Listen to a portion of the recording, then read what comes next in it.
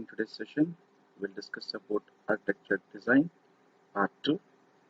In earlier session in part 1, we came across different types of architecture styles, and in this session we will see a little bit of more things about architecture design. So many of the software architects will prefer architectural context diagram to represent the architecture design. So let us see how they will understand their view and how they will express their view to the other person in a diagrammatical manner. Right? In general, the structure of architectural context design will contains architecture diagram will contain four important things. They are superordinate system, subordinate system, peer level system, and actors. So let us straight away go to the simple diagram so that we can understand what is superordinate system, what is subordinate system, and what is peers and what is actors. And if you observe carefully, in the middle, target system is there, right? So this is the when the user, that is actors, when the actors need to use any functionality, then they will approach to the target system. And this target system is supported by superordinate system, subordinate system, and peer system. So if you understand subordinate system, so these subordinate systems will came into picture whenever any request has came by the actors, then the target system will give to the first superordinate system, which has some high level abstracting processing feature is there. And when coming to the subordinate system, this sometimes target system will depends upon the subordinate system also, because the subordinate system is very much useful in processing the data and to complete the necessary functionality which need to give to the user from the target system.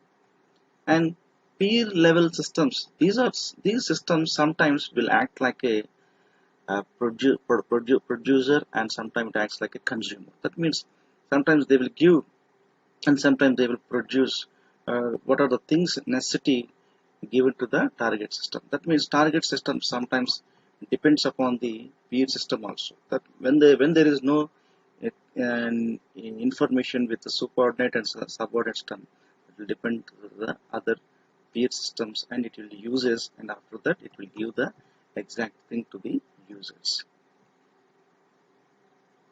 Actors are entities which interact with the target system to get some necessary information through some processing happened between subordinate system and superordinate system and process system. Finally, actors will get the information from the target system, right? And this is the basic information about architecture context diagram. And next we'll see archetypes. So in last that means in the last concept, we does not discuss about target system. So here this archetypes is mainly concentrate the internal construction of the target system. So these archetypes is a kind of a class patterns which is used to define the detailed information about the target system. This target system will contains node, detector, indicator, and controller. Suppose let us understand some security function setup. That means we already discussed in in our class sessions the home alarm system. In that home alarm system, what will be there? That particular setup will contain sensors, alarms, alarm mechanism, and camera. These all things will be there. So here, node is a collection of cohesive elements.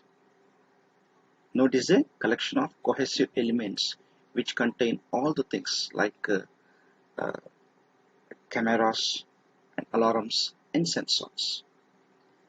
So in the same way, this detector, the detector is a kind of a mechanism which is used to identify if anything need to check or if anything need to avoid. All those things will be done by the detector.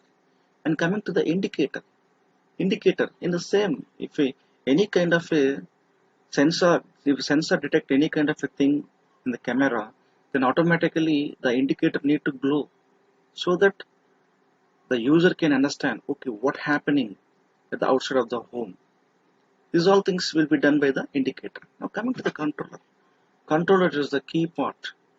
This controller is a key part which controls complete arming or disarming functionalities of the home setup function, right? So I just compare with the home setup function with this diagram so that we can easily understand. So once again, I will tell you the node. It's just like the complete home setup software. And detector is just like a sensors. And indicator is just like an alarms. And controller, this controller will place an important role in doing all the activities. And coming to the architecture mapping, this is a technique, this structure technique, which contains some 6 important step process. Those are: first we need to understand how the information is flow to the program structure. So first, we need to know the type of information flow, and after that, flow boundaries, and what kind of DFD mappings are there, and control hierarchy, and refinement, and finally elaboration. So, by using these 6-step process, we can able to make a perfect architecture mapping. Right? This is a simple information. In next section, we'll go to the another concept. Thanks for watching.